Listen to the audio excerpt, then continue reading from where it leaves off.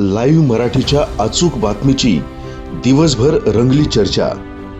23 डिसेंबर रोजी आतल्या गोठातली बातमी यामध्ये आम आदमी पक्ष आणि वंचित बहुजन या तिसऱ्या आघाडी करण्याच्या तयारीत असल्याचे संकेत आणि तशी बातमी लाईव्ह मराठीने दिली होती आणि त्यांच्यामध्ये जागा वाटपाच्या फेऱ्या सुरू असल्याची बातमी देखील लाईव्ह मराठीने सर्वप्रथम दिली होती। दुसरी एक पत्रकार परिषद होती आणि ती म्हणजे आम आदमी पक्षाची। आम आदमी पक्षाने पत्रकार परिषद घेत त्यामध्ये असं जाहीर केलं की आम्ही महाविकास आघाडीतून बाहेर पडतोय।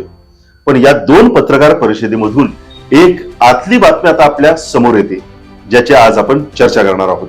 आणि आतली बातमी अशी आहे की महाविकास आघाडीमधून आम आदमी पक्ष बाहेर पडला तर आम आदमी पक्षाच्या पुढे काय काय पर्याय आहेत।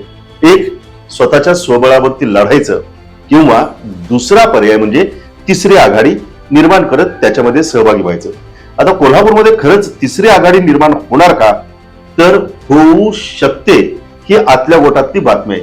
याचं कारण असं, जी काय आम्हाला आतल्या गोटातून बातमी मिळते त्यानुसार सध्या वंचित बहुजन आघाडी ही आम आदमी पक्षाच्या संपर्कात आहे आणि आपण जागा वाटपांचं सूत्र ठरवू आणि या कोल्हापूर महानगरपालिकेमध्ये उतरू, अशा पद्धतीची एक ब्रेकिंग किंवा अशा पद्धतीची एक आतल्या गोटातली बातमी आहे।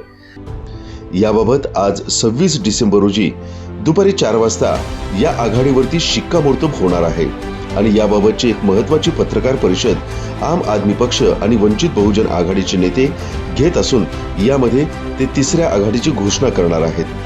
या सर्व पार्श्वभूमीवर लाईव्ह मराठीची बातमी आतल्या गोठातली याची आज दिवसभर चांगलीच चर्चा रंगली। लाईव्ह मराठीची विश्वसनीय आणि अचूकतेच्या बातमीवरती पुन्हा एकदा शिक्कामोर्तब झाल्याचं नागरिकांच्या मधून बोललं जात आहे। मटन थाळी, चिकन थाळी, स्पेशल गावरान चिकन थाळी इतकंच काय, ऑर्डरनुसार मुंडी रस्सा आणि खेकडा थाळी आणि हो, शाकाहारी लोकांसाठी खास व्हेज गावरान थाळी सुद्धा उपलब्ध आहे बरं का। चला तर मग अस्सल कोल्हापुरी जेवणाचा आनंद घेऊया। आजचा बेत फक्त रानवारा रिसॉर्ट मध्ये।